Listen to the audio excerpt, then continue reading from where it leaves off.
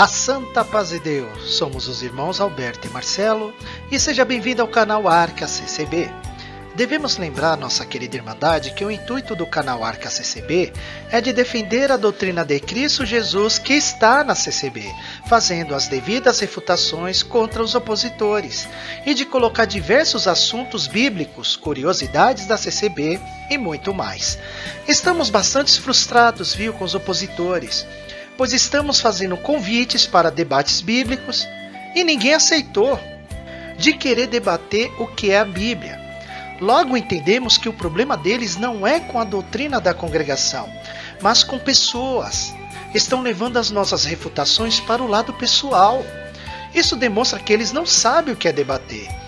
Não estamos aqui para ficar falando de pessoal de ninguém, da pessoa de ninguém. São coisas que não edificam em nada. Isso só demonstra um despreparo bíblico muito grande, porém, ao lado da fofoca, esses opositores demonstram uma grande preparação maligna da serventia ao diabo. Neste vídeo, nós iremos refutar o canal do pastor Jardel Fernandes. Vamos ver então algumas partes do vídeo. Por exemplo, a doutrina do batismo. Nós cremos na Trindade, nós cremos que o Pai é Deus, que o Filho é Deus e que o Espírito Santo é Deus. Nós cremos nisso. Mas o nosso batismo, ele é feito do jeito do batismo dos apóstolos, tá? Que era um batismo ministrado apenas em nome do Senhor Jesus, ou em nome de Jesus, enfim. Mas a doutrina da maioria das igrejas, inclusive do segmento, né, da teologia reformada, é em nome da Trindade, certo? Nós já explicamos isso. Nós cremos na Trindade, mas o nosso batismo é o batismo apostólico, que era em nome de Jesus, certo? A doutrina da Trindade entrou no 2º século, né? E os próprios reformados sabem disso. Qualquer teólogo reformado sabe disso, que a doutrina da Trindade, o batismo em nome da Trindade, o batismo em nome da Trindade, ele entrou na igreja no 2º século, certo? Mas no 1º século, os apóstolos batizavam as pessoas no momento que elas criam, tá? E, enfim, e batizavam elas em nome de Jesus, tá? Pastor Jardel, você alega que o batismo só era realizado em nome de Jesus? Aí você já cometeu um grande equívoco. Vejamos a ordem que Jesus deu. Mateus, capítulo 28, versos 19. Portanto, ide, fazei discípulos de todas as nações, batizando-os em nome do Pai, e do Filho, e do Espírito Santo. Aqui está falando do rito batismal, do detalhamento de como o batismo deve ser realizado. Agora vamos ler no livro de Mateus, capítulo 3, dos versos 16 ao 17.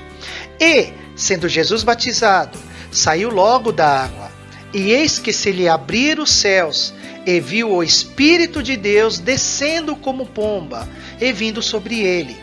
Eis que uma voz dos céus dizia: Este é o meu Filho amado, em quem me comprazo.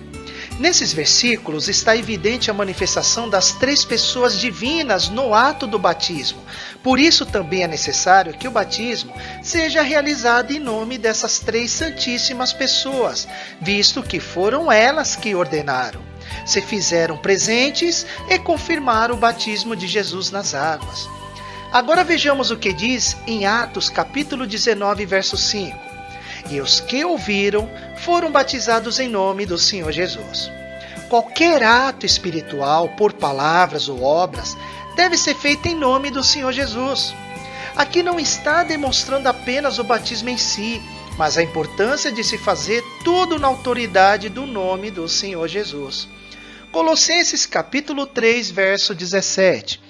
E, quanto fizerdes por palavras ou por obras, fazei tudo em nome do Senhor Jesus, dando por ele graças a Deus Pai.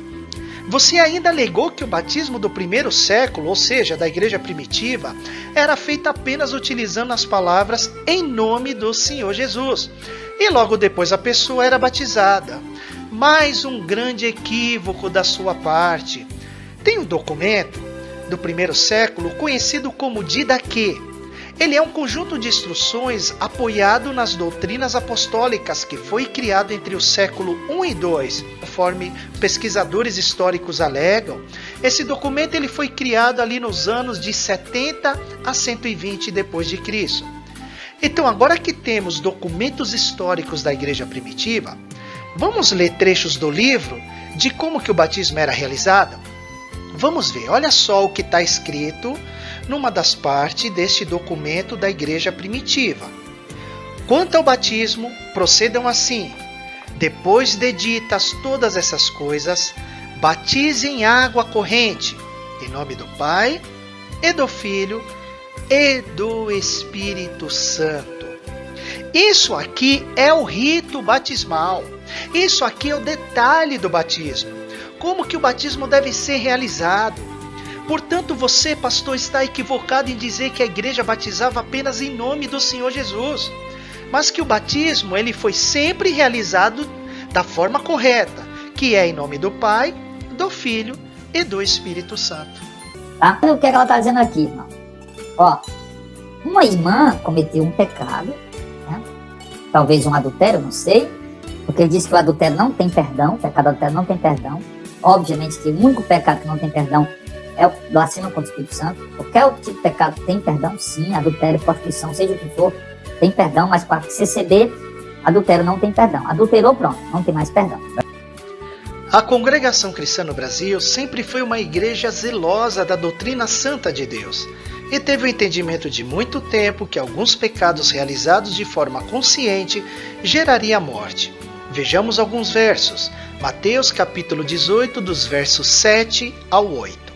Ai do mundo, por causa dos escândalos, porque é mister que venham escândalos, mas ai daquele homem por quem o escândalo vem. Portanto, se a tua mão ou teu pé te escandalizar, corta-o e atira-o para longe de ti. Melhor te é entrar na vida coxo, aleijado, do que tendo 2 mãos ou 2 pés, seres lançado no fogo eterno. Pecados como adultério e fornicação sempre gerou grandes escândalos no meio do povo de Deus. A não ser que algum cristão aqui possa achar que é normal ou comum da pessoa adulterar, fornicar, enfim. Tiago capítulo 1, dos versos 14 ao 16. Mas cada um é tentado, quando atraído e engodado pela sua própria concupiscência, depois, havendo a concupiscência concebido, dá à luz o pecado. E o pecado, sendo consumado, gera morte. Não erreis, meus amados irmãos. A palavra é clara. Quanto aos seus maus desejos, se forem consumados, gera morte na pessoa. Tá aí, a palavra de Deus é muito claro nisso. Porém, mesmo tendo a morte sido gerada, não significa que a pessoa não poderá mais ser perdoada por Deus. É claro que poderá ser perdoada, desde que se converta de seus maus caminhos ao Senhor. Porém, o único pecado que não tem perdão é a blasfêmia do Espírito Santo. Vejamos, Mateus capítulo 12, verso 31. Portanto, eu vos digo, todo pecado e blasfêmia se perdoará aos homens, mas a blasfêmia contra o Espírito Santo não será perdoada aos homens. Após o entendimento de que a blasfêmia do Espírito Santo é o que realmente não tem perdão, entendemos que jamais poderemos julgar ninguém. Quanto à disciplina, cabe ao ministério espiritual da igreja decidir. Tem que, a doutrina no batismo, eles colocam muito medo nas pessoas, né? E o seguinte, também, irmão, o batismo, eles colocam muito medo com o testemunho de morte, que a pessoa foi chamada, aí não desceu as águas e morreu depois, né? Diz que a pessoa morrer sem se batizar não tem salvação, e obviamente, amado, que o batismo não tem o poder de salvar ninguém. É lógico, o batismo não tem o poder de salvar ninguém, o batismo não tem o poder de perdoar pecado, não tem poder de purificar pecado, de regenerar pessoas, mas a doutrina a cristã no Brasil crê que o batismo perdoa pecado, que o batismo regenera, enfim, então isso é um equívoco, é uma heresia, é misticismo. A Bíblia é muito clara em mostrar que o batismo ele é um simbolismo. Nós estamos simbolizando que morremos com Cristo e ressuscitamos para uma nova vida. É um simbolismo, não é que você vai mergulhar, opa, morreu, tem poder para sepultar o velho homem e saiu ali das águas, ressuscitou com Cristo, né, verdadeiramente. Então não tem nada a ver isso. O batismo não significa, não é que literalmente tem esse poder. O batismo é um simbolismo. Simbolismo qualquer não causa efeito algum. Batismo é uma consequência da fé, que faz muitos efeitos. Vejamos, Marcos capítulo 16, verso 16. Quem crê e for batizado será salvo, mas quem não crê será condenado. Então o Senhor Jesus colocou medo nas pessoas quando disse que aquele que não crê será condenado, é isso? Não é colocar medo, mas deixar a pessoa ciente de que se faz necessário ela se batizar, confessar os seus pecados, tornar claro perante as testemunhas que a partir deste momento é uma nova criatura que agora viverá para Cristo Jesus. No verso é muito claro quando diz: quem crê e for batizado. O Senhor Jesus não disse apenas quem crê, mas a consequência da fé fará com que você aceite ser batizado.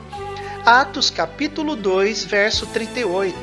E disse-lhes Pedro: arrependei-vos, e cada um de vós seja batizado em nome de Jesus Cristo, para perdão dos pecados, e recebereis o dom do Espírito Santo. Outro verso que deixa claro que aquele que teve fé em Cristo Jesus, consequentemente será batizado para que se tenha perdão dos pecados e o recebimento do Espírito Santo. Uma mera figura ou simples simbolismo não quer dizer absolutamente nada. Agora, quando se trata de uma figura verdadeira, então significa que existem resultados verdadeiros, significativos, como batismo ou 1 Pedro, capítulo 3, verso 21. Que também, como uma verdadeira figura, agora vos salva, o batismo, não do despojamento da imundícia da carne, mas da indagação de uma boa consciência para com Deus, pela ressurreição de Jesus Cristo. Mergulhar nas águas do batismo demonstra a sua identificação com a morte e o sepultamento de Cristo. E sair das águas demonstra que você se identifica com a sua ressurreição, o que lhe permite caminhar em novidade de vida. Seguinte, a Bíblia só tem vida na boca do servo da CCB, certo? A Bíblia só tem vida se for um deles falando. Se for outra pessoa falando, ela não tem vida, certo? Isso é uma heresia. A palavra de Deus é a palavra de Deus em qualquer lugar, certo? Se um bêbado abrir a Bíblia e começar e ler a palavra de Deus, ali é a palavra de Deus. Deixou de ser a palavra de Deus só porque é um bêbado que está lendo, tá? Outra heresia, salvação só na CCB, tá? Salvação só lá. Aí eu pergunto, o povo que ouviu o evangelho antes da CCB, a CCB nasceu em 1910, né? 1910. Então, e o povo que se converteu antes disso, não foi salvo? Tá? Tem salvação só se estiver lá. Falácias e mais falácias da vossa parte, viu, pastor? Deus pode usar de qualquer pessoa para pronunciar sua palavra, tá? O que não acreditamos são em pregações treinadas, teatros ou imitações para tentar seduzir o povo. Cremos que a manifestação do Espírito Santo se faz presente para nos ensinar ou anunciar. 1 Coríntios, capítulo 2, dos versos 4 ao 5. E a minha palavra e a minha pregação não consistiram em palavras persuasivas de sabedoria humana, mas em demonstração de espírito e de poder, para que a vossa fé não se apoiasse em sabedoria dos homens, mas no poder de Deus. É nisso que nós cremos, viu, pastor? Que a manifestação de Deus é o que se faz presente numa pregação vinda do céu, e não vinda de treinamentos, e não vinda de teatros, muito menos de diplomas, tá? Enquanto a pregação que é vinda do homem é sempre feito dessa maneira, com treinamentos, teatros, diplomas, ensaios. Não é mesmo, pastor? O senhor sabe muito bem disso. A outra mentira sua é dizer que nós afirmamos que a salvação está só na CCB e não em Cristo Jesus. Então o senhor precisa ver este vídeo aqui para tirar suas dúvidas. A igreja que salva, o nome dela é Nosso Senhor Jesus Cristo. Ele disse: eu sou o caminho, e eu sou a verdade, e eu sou a vida. Ninguém vai ao Pai se não for por mim. Então, se ele fosse falar de alguma instituição, ele teria nomeado uma. Mas ele disse, falando para Pedro: Pedro, eu sou a porta. Eu sou a porta que ao céu conduz. Quem quiser entrar no céu tem que entrar por esta porta, que é Ele.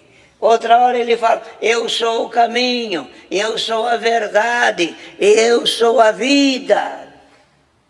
Mostrando claramente que quem quer, ou quem deseja, ou quem ficou sabendo ou teve notícia de um novo céu, para chegar no céu tem que ir por nosso Senhor Jesus Cristo.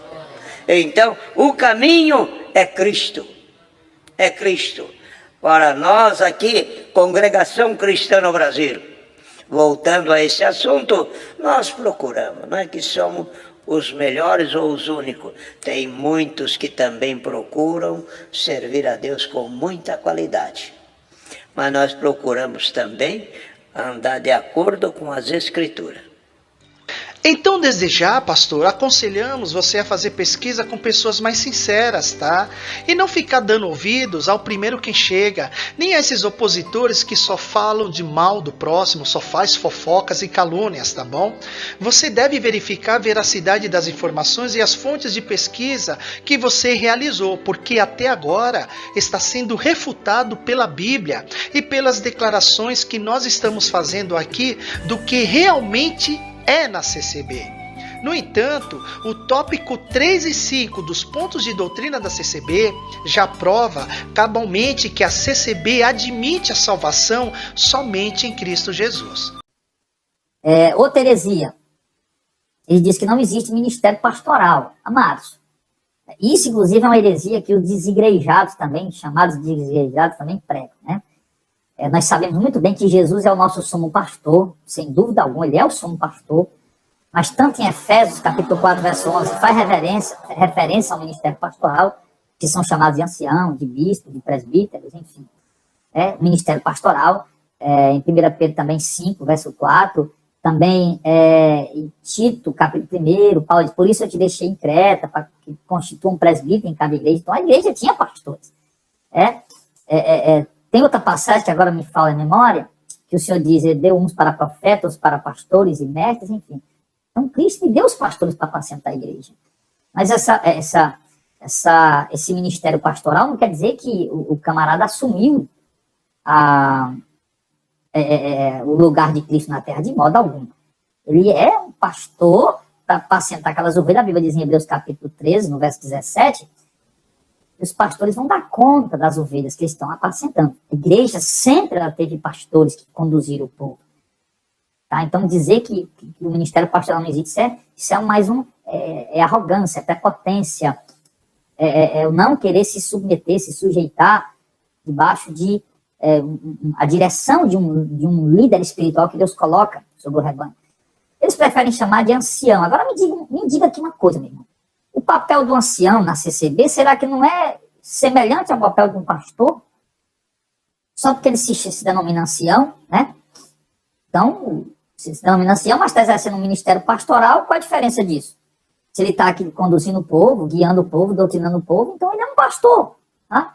Então, mas tanto faz chamar de ancião, de presbítero, de bispo, de pastor, é a mesma função.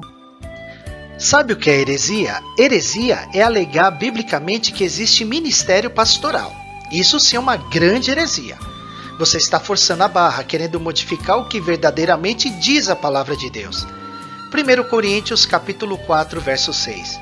E eu, irmãos, apliquei estas coisas por semelhança a mim e a Apolo, por amor de vós, para que em nós aprendais a não ir além do que está escrito. Ouviu bem, pastor? Não vos ensoberbecendo a favor de um contra o outro. Hoje existe até apóstolos, porque para você, como para os demais, não há problema algum de ficar inventando novos nomes para o ministério. Se na Bíblia ensina quais os cargos ministeriais deixados para as igrejas de Cristo, por que então se faz necessário de ficar inventando novos nomes para líderes de igreja? Resposta: porque a pessoa se ensoberbeceu, ou seja, se deixou levar pelo seu próprio achismo e vaidade. E quanto ao cargo pastoral, nenhum dos discípulos dos apóstolos nunca foram chamados de pastores. E a própria palavra de Deus te refuta mostrando que pastor é um dom e nunca foi um cargo ministerial. Vamos ver? Efésios capítulo 4, versos 8 e 11. Por isso diz, subindo ao alto, levou o cativo o cativeiro e deu dons aos homens. Presta bem atenção aqui, ó. E deu dons aos homens.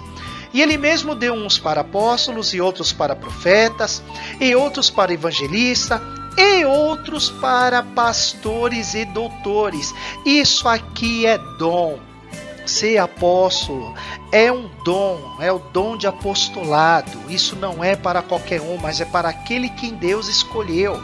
Como também para as demais posições de profeta, evangelista, pastores e doutores. Isso aqui é a palavra de Deus, pastor, não sou eu que estou inventando. A palavra, mais uma vez, ela te refuta esses teus pensamentos humanos. O homem assim pensando vai sempre errar e ensinar errado. Vamos ver? Mateus capítulo 15, verso 9.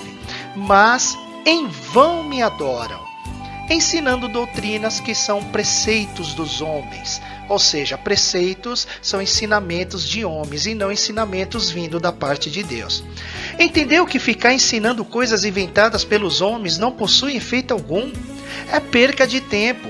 Nós da CCB conservamos o que realmente está na Bíblia quanto ao ministério de Deus, daqueles que estão na liderança, que é de presbíteros. Presbítero, pastor, no grego significa ancião.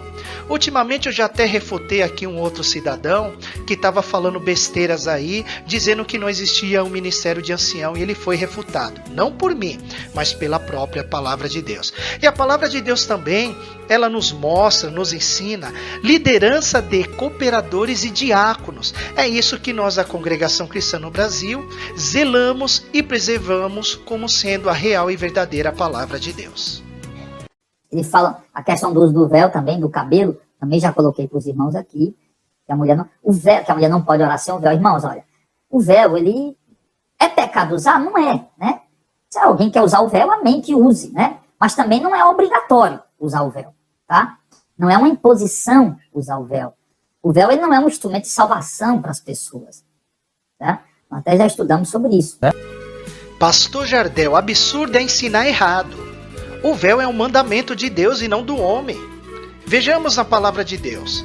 1 Coríntios capítulo 1, verso 2. A igreja de Deus que está em Corinto, aos santificados em Cristo Jesus, chamados santos, com todos os que em todo lugar invocam o nome do nosso Senhor Jesus Cristo, Senhor deles e nosso. Paulo saudando a igreja de Deus que está em Corinto, e não que pertence a Corinto. A igreja pertence a Deus. Isso é muito claro. E aí depois começa novos ensinamentos dados para o cristão a partir da região de Corintos. 1 Coríntios capítulo 11, verso 5. Mas toda a mulher, presta atenção aqui, ó, bem no início, olha só como está escrito. Ó.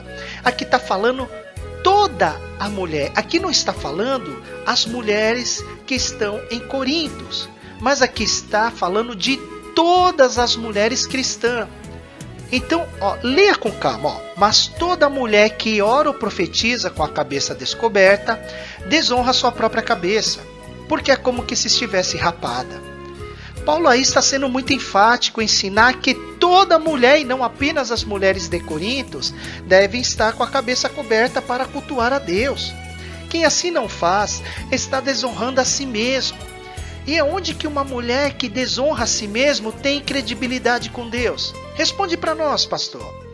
Se orar e profetizar cuida de questões espirituais e a mulher que não se cobre para dessa forma servir a Deus, como é que ela poderá profetizar e orar estando em desonra? Pastor Jardel, viver com filosofias vãs só levará muitos à perdição. O véu faz parte da doutrina de Cristo Jesus, que é uma condição favorável para que todas as mulheres consigam cumprir os mandamentos sem escandalizar as pessoas. 1 Coríntios capítulo 14, verso 37. Se alguém cuida ser profeta ou espiritual, reconheça que as coisas que vos escrevo são mandamentos do Senhor. Preciso falar mais alguma coisa, pastor? Acho que não, né? Eles dizem que o obreiro não pode ser sustentado pela obra. Cristo falou isso em Mateus, em Lucas. Paulo fala isso em 1 Coríntios capítulo 9, do verso 1 ao 11. Em outro momento também Paulo fala que os que governam bem são dignos de duplicados honorários, se referindo. Paulo diz aos coríntios, né, que ele deixou igrejas ganhando delas salário para cuidar deles gratuitamente. Paulo, ele não quis receber salário da igreja, né? Isso foi uma opção dele, mas Paulo deixa claro em 1 Coríntios capítulo 9 que os outros apóstolos, eles recebiam sim o sustento, o salário da igreja, não eram salários milionários, tal, tudo isso, né? Mas recebiam sim o sustento, eram homens que dedicavam sua vida inteira à obra, renunciaram suas vidas para se entregar inteiramente ao trabalho da obra do Senhor. Então, eles recebiam sim dignamente o seu sustento, o seu salário. Jesus disse que ele era digno disso. Paulo diz em 1 Coríntios capítulo 9 que eles devem sim, é um direito deles receber seu sustento da igreja, é um dever da igreja sustentar seus obreiros, seus pastores, seus dirigentes.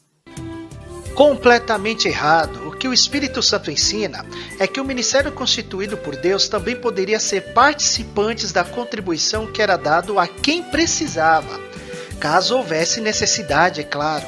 De tempo em tempo aconteciam missões para os obreiros que se dedicavam de forma exclusiva na obra de Deus, pois muitos eram casados, tá?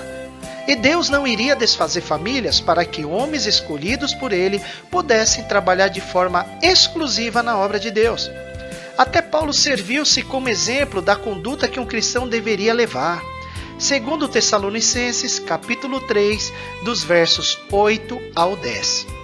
Nem de graça comemos o pão de homem algum, mas com trabalho e fadiga, trabalhando noite e dia, para não sermos pesados a nenhum de vós, não porque nós não tivéssemos autoridade, mas para vos dar em nós mesmos exemplo, para nos imitardes, porque quando ainda estávamos convosco, vos mandamos isto, que se alguém não quiser trabalhar, não coma também. O verso aqui é muito claro, que se fala que devemos imitá-los. Imitar o que? A conduta dos apóstolos, como tendo um trabalho próprio e participar sempre como trabalhadores em ajudar, e não ser servido como homens que são sustentados pela igreja. Entenda que as contribuições sempre foram para aqueles que tinham necessidades. Caso tivesse condições de viver pelo seu próprio sustento, então seria a sua obrigação de ajudar e não de ser peso para os outros. Pastor Jardel, você quis utilizar do seguinte verso bíblico para dizer que os pastores podem sim ter salários, um salário mensal, né? Que nem era dessa maneira. Vou colocar aqui, 1 Timóteo capítulo 5, verso 18. Porque diz a Escritura, não ligarás a boca ao boi que debulha, e digno é o obreiro do seu salário. Engraçado, aqui está falando de obreiro e não de pastor, né? Apesar que hoje tem uma confusão aí, uma bagunça, que obreiro não é aquele que é pastor. Bom, mas enfim, esse é o verso preferido de vocês, não é mesmo? Só que agora muitos pastores ou cobradores de dízimos ficarão irritados conosco aqui do canal Arca CCB. Sabe por quê? Porque agora a gente vai no grego para entender o real significado da palavra salário. Bom, tem aqui então a primeira opção aqui do significado da palavra salário. Valor pago pelo trabalho.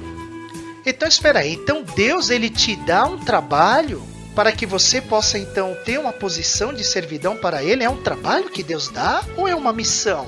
Porque trabalho tá meio estranho, né? Dá a entender que Deus é o teu empresário. Então essa parte não entra. Então olha aqui o significado 1A. Salário, também pagamento. Esse é o significado da palavra salário no grego, que é salário ou pagamento. Então significa que Deus ele te paga um salário em dinheiro? É isso que significa? Quando é falado lá no verso, que digno é o obreiro do seu salário. Então é disso que Deus está falando? É das questões materiais que vocês têm que receber salário? Ah, e outra coisa, esse salário tem que ser mensal? É isso mesmo que está na Bíblia? Eu quero que o Senhor mostre isso para nós depois, tá? Aqui o significado de número 2. Recompensa. Usado do fruto natural do trabalho árduo e esforçado. Perceba que é do trabalho natural do homem, tá? Então, qual é a recompensa que Deus nos dará para termos nos esforçado em servi-lo? É dinheiro ou a vida eterna? Tem aqui o significado 2A. Em ambos os sentidos, recompensas e punições. E tem o significado de 2B. Das recompensas que Deus dá ou dará pelas obras, ou seja, pelas boas obras e esforços. Eu acho que esse significado de número 2b de bola é o que mais se enquadra na palavra de Deus quando é falado que digno é o obreiro do seu salário. Isso significa que Deus ele vai estar dando o quê? Ele vai estar dando para você uma recompensa pelas boas obras. E quais é essa recompensa, pastor? É dinheiro? Será que é dinheiro? Tem certeza? Errado. Significa vida eterna. Então, a opção de número 2b é o que Deus lhe dará como salário. Essa é a dignidade que você ganhará, chamado galardão eterno, e não em dinheiro, pelo amor de Deus. Pois Deus não está te contratando para receber dinheiro dos fiéis, mas está te escolhendo para servi-lo e apacentar o seu rebanho, e ganhará a coroa da vida eterna. Esse é o verdadeiro salário do crente, viu, pastor? Dizem que o templo é um lugar sagrado. O templo não é um lugar sagrado, certo? Nós chamamos aquele lugar de templo simbolicamente, mas o templo somos nós, o templo verdadeiro foi destruído. O templo de pedra verdadeira foi destruído lá em Jerusalém no ano 70 pelo general Tito. O templo verdadeiro hoje somos nós, o templo do Espírito Santo. Aquele prédio que nós congregamos, ele não é sagrado, tá? Ele não é um lugar sagrado. Mas a CCB acha que é, como também muitas outras igrejas evangélicas também pensam que é. Pastor Jardel, você afirmou que o templo físico de pedras não é sagrado, pois o verdadeiro templo é o nosso corpo. Sim, com certeza o corpo de todo cristão genuíno é templo de Deus. Porém, cremos que o templo mais santo que há é o corpo de Jesus, conforme está escrito em João capítulo 2, dos versos 19 ao 22. Jesus respondeu e disse-lhes: derribai este templo, em 3 dias o levantarei. Disseram, pois, os judeus: em 46 anos foi edificado esse templo, e tu o levantarás em 3 dias? Mas ele falava do templo do seu corpo. O interessante é que a Bíblia afirma Deus falando aos seus escolhidos: tire as sandálias dos seus pés, porque o lugar em que está é terra santa. Isso está em Atos capítulo 7, verso 33. Isso porque onde o Senhor está é santo, a casa de oração é sagrada, não porque é santa em si mesma, mas porque o Senhor manifesta a sua presença lá entre os que invocam. Jesus declarou que a sua casa seria chamada por todas as nações de casa de oração. E a oração é algo sagrado, pois é o ato de falar pela fé com nosso Deus. Logo, não é o lugar em si que é santo, mas sim pelo que está sendo feito ou realizado naquele lugar, e por quem se faz presente em tal ambiente. Isso determina se o lugar é santo ou não. A Bíblia diz que o nome do Senhor é santo e que precisamos santificá-lo, honrá-lo, respeitá-lo e adorá-lo. Logo, se na casa de oração há o nome do Senhor, é sinal de que precisamos respeitar este mesmo lugar, por causa do nome de Deus que ali está, não apenas representado, mas também invocado. A migração do crente para outra igreja evangélica é apostasia. Por exemplo, se alguém está congregando na CCB e sai para vir congregar na Missão de Fé, eles dizem que o irmão é um apóstata, né? É isso, né, irmão? Obviamente, se você sai de uma igreja verdadeira para ir para uma igreja herege, claro que isso é apostasia. Mas se você sai da CCB, que é a igreja herege, para vir congregar na igreja verdadeira, genuína, obviamente que isso não é apostasia, mas eles colocam isso na mente das pessoas e os irmãos ficam ali, alienados. Eles dizem que participar do culto em outra denominação evangélica é adulterar espiritualmente, né? Nós não podemos proibir ninguém, irmão, de ir visitar qualquer outra igreja que seja. Não pode ser proibido. Mas eles impõem isso. Ó. Um crente da CCB, irmão, ele não participa de um culto em outra igreja de jeito nenhum. Pastor Jardel, você disse que a CCB proíbe os seus membros de congregar em outras denominações. E que se sair de uma igreja para ir congregar em outra é apostasia. Essa foi a palavra que você utilizou, apostasia. Primeiro de tudo, você não conhece mesmo os nossos ensinamentos. A CCB não proíbe seus fiéis, somos livres. Apenas aconselha que o povo de Deus não tenha necessidade de ficar frequentando outros cultos, pois nós estamos contentes com os cultos que o Senhor tem preparado entre a Irmandade. Não podemos ficar pulando de galho em galho como alguém que não sabe onde ficar. Seguimos o conselho do apóstolo Paulo que diz, em aos Hebreus capítulo 10, verso 25, não deixando a nossa congregação como é costume de alguns, antes admoestando-nos uns aos outros, e tantos mais, quanto vedes que se vai aproximando aquele dia. Além disso, a Bíblia recomenda ficar na vocação em que fosse chamados. Seguimos o conselho bíblico de louvar o Senhor na congregação dos santos. Não confunda exclusivismo com conservadorismo. A congregação apenas preocupa em manter os fiéis unidos em comunhão, num só espírito e em uma só fé. Agora, a respeito da apostasia, vamos dar explicação, já que parece que você está sendo tendencioso ao tentar explicá-la. Apostasia, segundo o dicionário bíblico teológico, significa renunciar à fé ou à doutrina de Cristo. É negar a fé que antes havia abraçado. É o abandono da esperança cristã. Logo, quando alguém sai de uma igreja evangélica para ir a outra igreja evangélica, no caso para a CCB, não está apostatando da fé, pois continua crendo em Jesus, crendo na Bíblia e adorando o mesmo Deus. Seria apostasia se a pessoa deixa a sua fé para seguir o Xangô, o Espiritismo, o Shintoísmo, o Candomblé, e jamais por ir na congregação cristã no Brasil. Lá, eles dizem que lá também, né, segundo a pesquisa que eu fiz, né, que a doutrina da transubstanciação na Santa Ceia. Me parece que eles só celebram a Santa Ceia uma vez por ano. Quanto a isso não tem problema, né? Pode ser toda semana, todo mês, todo ano. Cristo não estabeleceu o período de estabelecer fazer a Santa Ceia. Agora, crer na transubstanciação é um absurdo. Ou seja, igual a Igreja Católica, dizer que quando coloca o pão na boca, ele transforma no corpo de Cristo. E o vinho transforma no sangue de Cristo. Nós sabemos que a Santa Ceia, de acordo com 1 Coríntios capítulo 11, do verso 23 em diante, que a Santa Ceia é um simbolismo, tá? Ela é um simbolismo. Aquilo não é literalmente o corpo de Cristo, não é literalmente o sangue de Cristo, é um símbolo, tá? É uma celebração simbólica da morte e ressurreição do nosso Senhor. Certo? Aquele pão, ele não tem poder para nada, aquele vinho não tem poder para nada. Alguns dizem que eles enterram o resto da Santa Ceia, porque é blasfêmia se ficar ali, se alguém pegar e comer, né? É blasfêmia, porque transformando o corpo no sangue de Cristo, eles enterram. Isso é um absurdo, lógico que isso é um absurdo, né? Não há respaldo bíblico algum para isso. É impressionante sua desinformação sobre a CCB. Nós não cremos na transubstanciação da ceia do Senhor, como você falsamente afirmou. Cremos na Santa Ceia como memorial da morte de Jesus pelos nossos pecados. Cremos como mandamento do Senhor e como conservação da comunhão com Cristo e sua igreja. E para provar isso, mostrarei trechos de alguns hinos da Santa Ceia cantados na CCB, onde irá refutar essa sua calúnia. Hino 419, está assim no título: Fazei isto em memória de mim. Só no título do hino já se percebe que cremos na Santa Ceia como memorial. E na primeira estrofe do hino 408, também de Santa Ceia, diz: Este pão nos traz lembrança da bondade do Salvador. Mais uma vez o hino da CCB afirmando que o pão apenas nos faz lembrar da bondade do Salvador, e não que o pão da ceia é literalmente o próprio Salvador.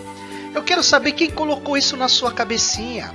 Enfim, se você tivesse o cuidado de se informar mais cautelosamente, perceberia que o tópico de número 8 da nossa confissão de fé, onde fala da Santa Ceia, não sugere nenhuma transubstanciação.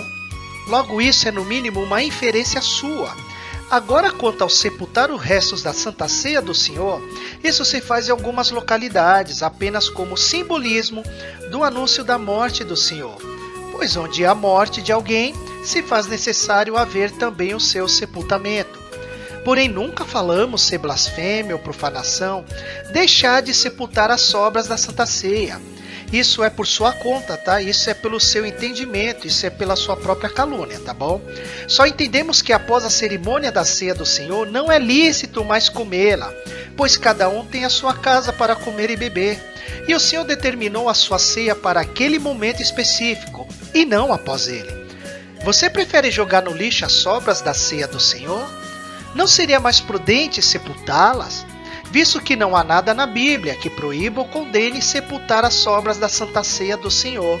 Logo, contra essas coisas, não há lei. Na questão do batismo, eles batizam, né, não apenas em nome da Trindade, mas em nome de uma quaternidade. Por quê? Porque ele diz o seguinte: em nome de Jesus Cristo eu te batizo em nome do Pai, do Filho e do Espírito Santo. Isso é uma fórmula criada por eles, que não tem nada a ver com a Bíblia, né? O batismo correto é em nome de Jesus, tá? Seja batizado em nome de Jesus, ou eu te batizo em nome de Jesus, certo? Mas, enfim, eu te batizo em nome de Jesus Cristo, seja batizado em nome do Pai, do Filho e do Espírito Santo, certo? Eles criaram isso, né? E também, uma controvérsia inventada também pela CCB, é a fórmula batismal, quando ele diz o seguinte, olha só, ele diz assim, ó, te batizo em nome de Jesus Cristo, te batizo em nome do Pai, do Filho e do Espírito Santo. Eles não usam assim, eu te batizo. Ele diz, se alguém for batizado, eu te batizo, que é o homem que está batizando. Então esse batismo não é válido, né? Batismo só é válido, te batizo. Agora eu lhe pergunto, irmão, né? Qual a diferença de dizer te batizo ou eu te batizo? Todos os dois estão dizendo que é aquele ministro que está batizando. Se eu chegar aqui e disser te batizo em nome de Jesus, eu estou dizendo que é eu que estou batizando. Né? E eu te batizo em nome de Jesus, do mesmo jeito também estou dizendo que eu estou batizando como ministro de Cristo. Mas ele diz que não, se disser eu te batizo, não vale. Tem que dizer te batizo. Contradição, controvérsia, sem sentido, não tem, né? Tá tudo dizendo a mesma coisa. Não há diferença nenhuma, certo? Você acusa a CCB de batizar em nome de uma quaternidade de pessoas, ou seja, em nome de 4 pessoas. Isso, mais uma vez, é uma inverdade sua. É uma mentira maior que o Brasil, viu? Ou até maior que o mundo. Se fosse 4 pessoas, então Jesus Cristo teria que necessariamente ser uma outra pessoa distinta do Filho, mencionado na ordem que Jesus deu, em Mateus capítulo 28, verso 19.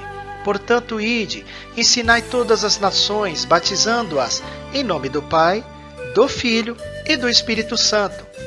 Isso que você disse só faria sentido se Jesus não fosse o Filho de Deus. Logo, a Bíblia toda entraria em contradição, pois Jesus mesmo afirmou ser o Filho de Deus. Logo, há um só Senhor Jesus. Portanto, batizar as pessoas em nome de Jesus não é nenhuma invenção da CCB, mas algo praticado pela igreja cristã primitiva, ao qual eu já provei anteriormente. O que ocorre é que a CCB aceita toda a Bíblia e não apenas parte dela. Não somos parciais nas escrituras sagradas.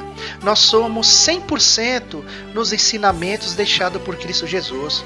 E se a palavra de Deus fala para fazer tudo em nome de Jesus, onde o próprio Jesus ordena batizar em nome do Pai, do Filho e do Espírito Santo, nós apenas conciliamos as duas recomendações. Aceitamos todo o testemunho e não só parte dela, como é o seu caso, lamentavelmente. Agora, se não utilizamos o pronome eu te batizo no ato do batismo, é simplesmente porque preferimos nos ocultar para que apenas o nome do Senhor apareça, uma vez que na frase te batizo o sujeito está oculto, para que ninguém depois venha falar que foi batizado por fulano, por ciclano, pois é lícito que ele, Jesus, cresça, apareça, e que nós diminuamos, e que nós desaparecemos. A oração só vale se for de joelho, ou seja, você não pode orar em pé. Se você estiver dirigindo seu carro, você não pode orar. Se você estiver dentro do ônibus, você não pode orar em espírito. Se você estiver fazendo as coisas de casa, lavando louça, alguma coisa, você não pode orar em espírito. Se você for fazer uma oração, você tem que dobrar o joelho. E isso é outro absurdo. Obviamente, você pode orar em espírito, sim, tá? Orar em espírito, pode abrir a boca. Você pode dirigir no seu carro aqui, você pode ir falando com Deus, pode ir orando, tranquilamente, né? Essa só pode orar de joelho, é outro absurdo, tá? Não, você só pode estar de brincadeira. Pois em que você se baseia para dizer que a CCB só ora de joelhos? Mais uma falácia sua, pastor. Quem já foi em pelo menos um batismo na CCB já presenciou o ancião fazendo a oração dentro das águas, em pé e não de joelhos. Ou quem já foi em algum serviço de funeral ou em hospitais, onde a oração é feita de pé, pode comprovar que você está faltando com a verdade dos fatos. Logo, ou você está usando de má fé ou realmente está muito desinformado da nossa doutrina. Eu quero acreditar que é mais desinformação, tá? O que realmente ensinamos é que oramos de joelhos seguindo o exemplo do nosso Mestre Jesus, que não só ensinou como orar, como ele próprio deu exemplo. Então ele disse: sede meus imitadores, então temos que imitar a Jesus. Nós não sentimos prazer em orar em outras posições diversas, mas se oramos em outras posições é por necessidade e não por habitualidade, em virtude de não podermos nos ajoelhar em algumas ocasiões, é isso o nosso Deus entende. Porém o nosso prazer é estar prostrados aos pés do Mestre, se humilhando e reconhecendo a sua soberania. Ele diz também que a saudação válida é a deles, da CCB, que é a paz de Deus, e não a paz do Senhor. A paz do Senhor está errado, tem que ser a paz de Deus, né? Eles dizem isso, e claro, não tem nada a ver isso, né, meu irmão? Isso diz: chegar numa casa, saúdem com a paz. Se aquela casa for digna, descerá sobre vós, sobre eles a vossa paz, se não, volta para vocês, né?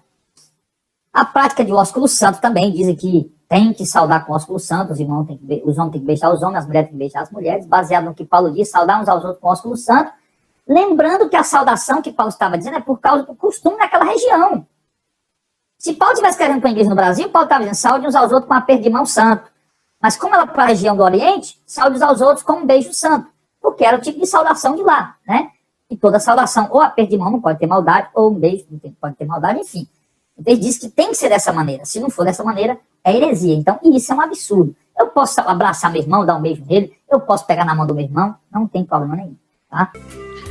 A respeito da saudação com a paz de Deus, se assim fazemos é porque é algo corretamente bíblico, inclusive mencionado pelo apóstolo Paulo em suas epístolas à Igreja de Deus. Filipenses capítulo 4, verso 7. E a paz de Deus, eu vou repetir, tá, pastor? Ouve bem aí. E a paz de Deus, que excede todo o entendimento, guardará os vossos corações e os vossos sentimentos em Cristo Jesus. Observe que a Bíblia diz a paz de Deus, e nenhuma parte da Bíblia diz a paz do Senhor. Inclusive é digno de nota que a expressão a paz do Senhor, propriamente escrita, não tem na Bíblia, pastor. Em Colossenses capítulo 3, versos 15, está escrito da seguinte maneira, olha só: e a paz de Deus. Eu vou repetir de novo, tá, pastor? Pode ser que você tenha alguma dificuldade de estar guardando o que está na palavra de Deus. Vamos de novo. E a paz de Deus, para a qual também fostes chamados em um corpo, domine em vossos corações e sede agradecidos. Logo, não há nada de errado na saudação usada na CCB. Você está vendo aqui, pastor? É eu que estou inventando? É eu que estou falando? Não, é a palavra de Deus que está te refutando.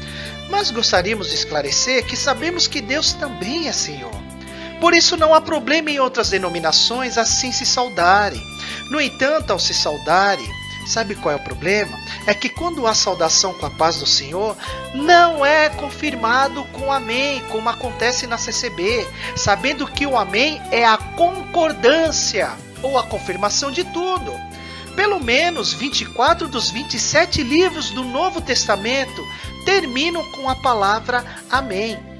Agora, a respeito da saudação com ósculo santo, não é uma questão de costume local como você sugere. Pelo menos não na visão e entendimento dos apóstolos, pois eles associam a palavra ósculo à palavra como santo e caridade. E os cristãos precisam ser santos e caridosos, entendeu, pastor? Em todos os lugares, em todas as épocas, e não somente numa determinada cultura ou tempo específico, porque se fosse assim, então significa que a palavra de Deus só estava servindo para aquela localidade. Então essa parte da Bíblia, né, pastor? A gente rasga, a gente esquece. É assim? Claro que não, porque nós da CCB, como eu já falei, e vou repetir como eu, o irmão Beto, estamos repetindo aqui, nós da CCB não praticamos a doutrina de Cristo na sua parcialidade, em partes. Além disso, se o ósculo santo era apenas uma cultura judaica, por que os apóstolos recomendavam às outras comunidades que nada tinha a ver com o contexto de Israel, como aos romanos, aos coríntios na Galácia, Capadócia, Ásia, Bitínia, a Tessalônica, em todo lugar, hein? Por que será que essa recomendação também era para essas regiões? Lembrando que o próprio Senhor Jesus cobrou o ósculo a Simão. Se fosse algo cultural sem valor ou importância alguma, porque Jesus se ofendeu por não ter sido saudado por Simão, com um simples ósculo cultural, que importância teria o ósculo que é santo? Só tem um detalhezinho aí, pastor. Não é um ósculo qualquer, é um ósculo santo. E o que diz a palavra de Deus? Sede santo. Meu irmão e minha irmã, essas são as refutações que nós fizemos contra o pastor Jardel, onde ele, pela sua falsa pesquisa, ele veio alegar coisas que não condiz com a congregação cristã no Brasil. E nós, dentro da palavra de Deus, esclarecemos e explicamos e também refutamos as suas falácias. Isso é para deixar também você, meu irmão e minha irmã, que tem algumas dúvidas da congregação cristã no Brasil, agora esclarecido dentro da palavra de Deus. Seu comentário é muito importante para nós. Compartilhe os nossos vídeos, se inscreva no nosso canal, deixe o seu like e ative o sininho de notificação. Fique na santa paz de Deus, na graça, no amor do nosso Senhor e Salvador Jesus Cristo.